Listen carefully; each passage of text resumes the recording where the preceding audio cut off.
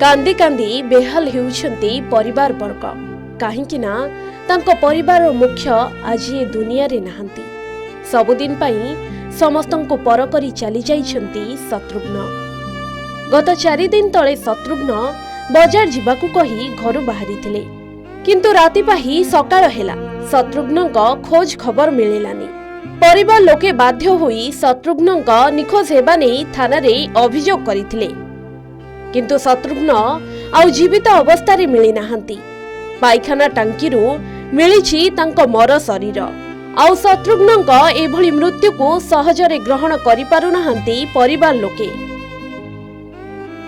खोर्धा बेगुनिया सिमोर गाँव रे पायखाना टांकी रे पड़ी वृद्ध शत्रुघ्नकर मृत्यु होईछि।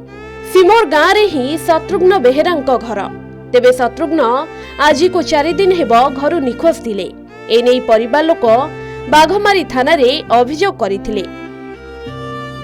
4 दिन तले मृत शत्रुघ्न बजार जीवाको घरे कही आसिथिले, हेले राति रे घर को न फेरिबारु परिवार लोके खोजा खोजी करी शेषरे बाघमारी थाना रे जणाइथिले।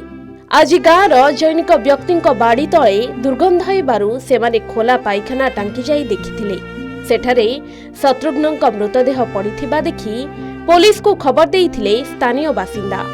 खबर पाई बाघमारी पुलिस घटनास्थल रे पहुंची मृतदेह जबत करने सहित तदंत आरंभ करिछि।